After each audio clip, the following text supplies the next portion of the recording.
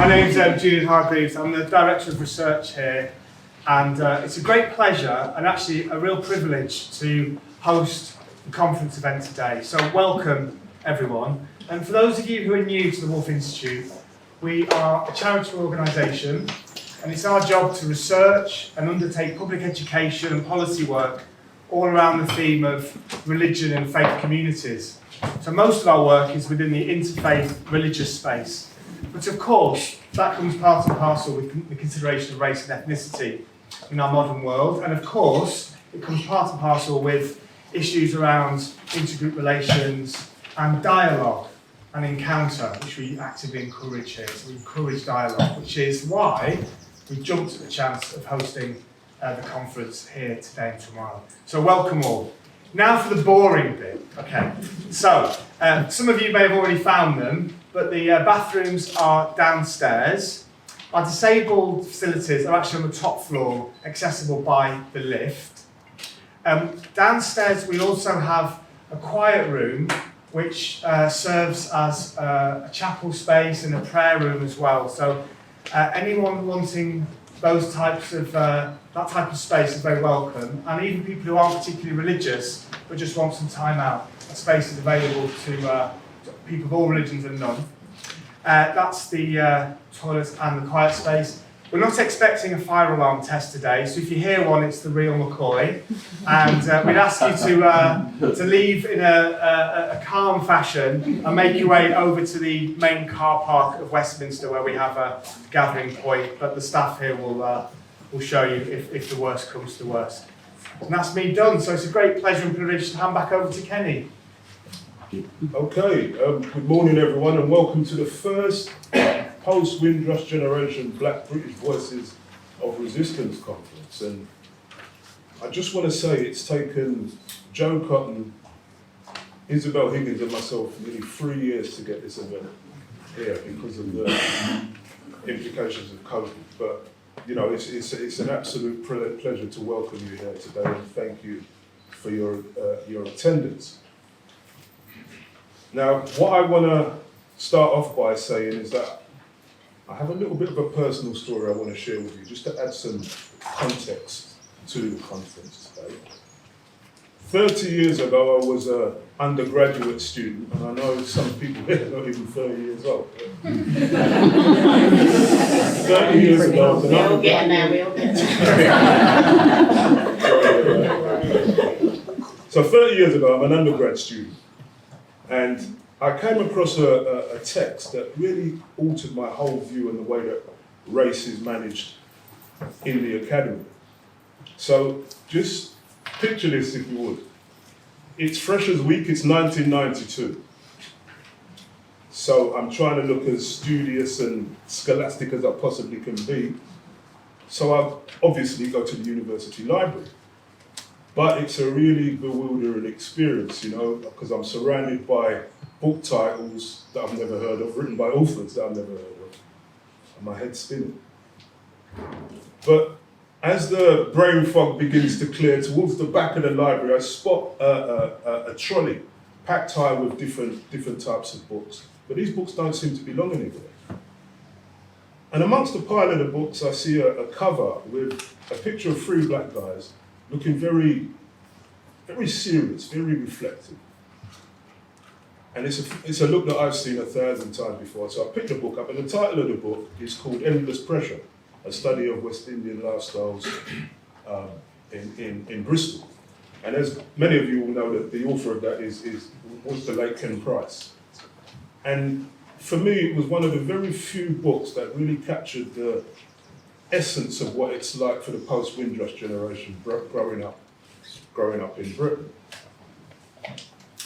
Because when I think about the books that I read up until then about blackness and about black people, they were mainly delivered from an African American perspective, which doesn't really translate to our experiences.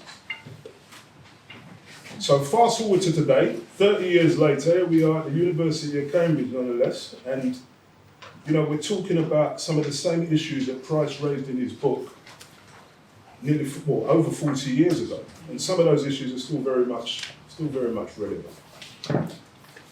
Now, my hope is today will be the first in a series of events that will, when we can get together and try and talk about and celebrate, if you like, the legacy of the post-Windrush generation, so it doesn't get lost to time. Because, you know, we faced a huge level of discrimination, and it was a very, very, very difficult time to deal with. And we know all about the arrival of the Empire Windrush and what that meant. We knew it meant it was a pointer for new Commonwealth migration. But the thing to remember with the arrival of the Empire Windrush is that, unlike those arrivals, we didn't have a plan to go back home after 5 years. This was our home, and we had to make the best out of a very difficult situation.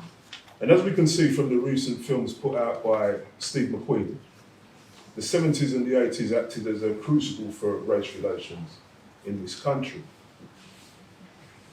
And really, we need to, you know, we need to recognise the transformations that the black community at that time put into place, particularly in terms of establishing platforms that young people of all races can now use to try and eradicate racial discrimination and disadvantage.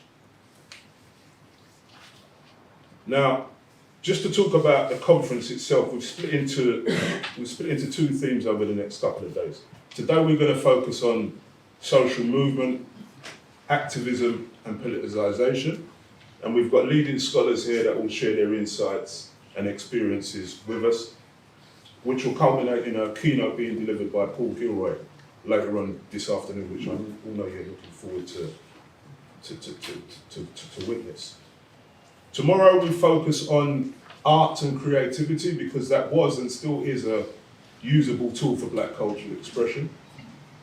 And we're thrilled to welcome celebrated author Laura Henry, who will be in conversation with Dr. Maggie Semple. So this promises to be an incredible event. I hope that it will be something that we'll be speaking about in years to come. And I hope that you find the time that we spend together today encouraging and engaging.